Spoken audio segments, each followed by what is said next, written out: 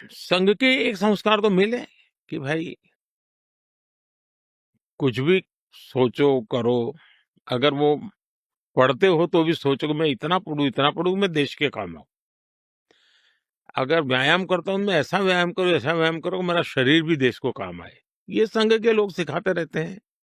अब संघ एक बहुत बड़ा संगठन है, शायद अब उसके 100 साल हो रहे हैं, ये 100वां वर्ष है।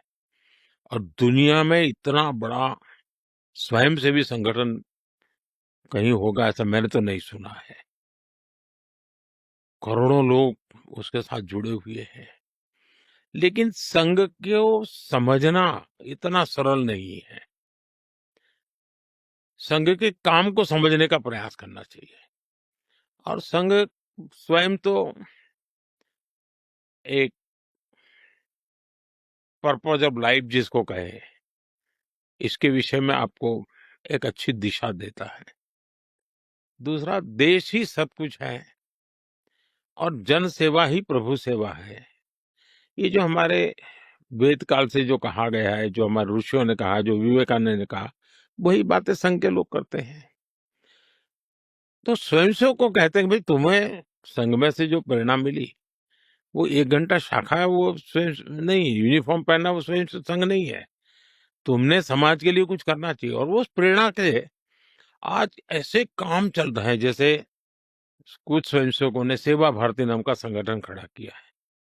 ये सेवा भारती जो गरीब बस्तियां होती है, झुग्गी झोपड़ी में गरीब लोग रहते हैं, जिसको वो सेवा बस्ती कहते हैं, मेरी मोटी मोटी जानकारी है, करीब 1.25 लाख सेवा प्रकल्प चलाते हैं वो।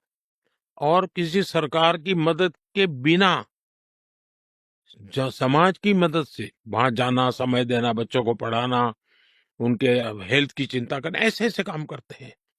संस्कार उनके अंदर लाना, उस इलाके में स्वच्छता का काम करना, यानी बिल्कुल 1.25 लाख एक छोटा नंबर नहीं है। वैसे कुछ स्वयंसेवक है संघ में से ही गढ़े हुए हैं, वो वनवासी कल्याण आश्रम चलाते हैं। और वो जंगलों में आदिवासियों के बीच में रह करके आदिवासियों की सेवा करते। 70,000 से ज्यादा वन टीचर वन स्कूल, एकल विद्यालय चलाते हैं। और अमेरिका में भी कुछ लोग हैं जो उनको लिए शायद $10 या $15 का डोनेशन करते हैं इस काम के लिए। और वो कहते हैं कि एक कोका कोला नहीं पीनी है इस महीने, एक कोका कोला मत पियो और उतना पैसा ये एकल विद्यालय को दो। अब 70,000 एकल विद्यालय आदिवासी बच्चों को पढ़ाने के लिए करना। कुछ स्वयंसेवकों ने शिक्षा में क्रांति लाने के लिए विद्या भारती नाम का संगठन खड़ा किया। करीब 25,000 स्कूल चलते हैं उनके देश में। और 30 लाख से छात्रा एट अ टाइम होते हैं। और मैं मानता हूं अब तक करोड़ों विद्यार्थियों को, और बहुत ही कम दाम में पढ़ाई हो, और संस्कार को भी प्राथमिकता हो, जमीन से जुड़े हुए लोग हो, कुछ न कुछ हुनर सीखे, समाज पर बोझ न बने।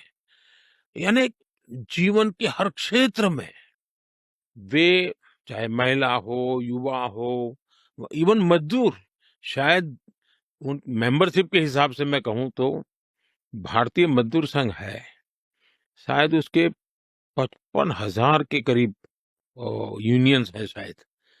और करोड़ों की तादाद में उनके मेंबर्स हैं। शायद दुनिया में इतना बड़ा लेबर यूनियन कुछ नहीं होगा। और सिखा कैसा जाता है, लेफ्टिस्ट लोगों ने मजदूरों की मूवमेंटों को बड़ा बल दिया। लेबर मूवमेंट जो लगे हैं उनका नारा क्या होता है, workers of the world unite, दुनिया के मजदूरों एक हो जाओ, फिर देख लेंगे, ये भाव होता है। ये मजदूर संघ वाले क्या कहते हैं, जो आरएसएस की शाखा से निकले हुए स्वयंसेवक मजदूर संघ चलाते हैं, वो कहते हैं वर्कर्स यूनाइट द वर्ल्ड। वो कहते हैं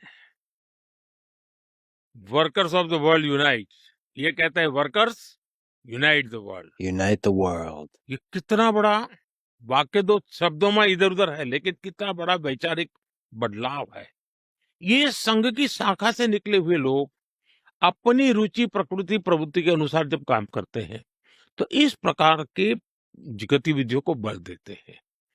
और जब इन कामों को देखेंगे, तब आपको 100 साल में राष्ट्रीय स्वयंसेवक संघ ने भारत के सारे चकाचौंध दुनिया से दूर रहते हुए एक साधक की तरह समर्पित भाव से, तो मेरा ये सौभाग्य रहा कि ऐसे पवित्र संगठन से मुझे संस्कार मिले जीवन के, लाइफ ऑफ पर्पज में जो मिला,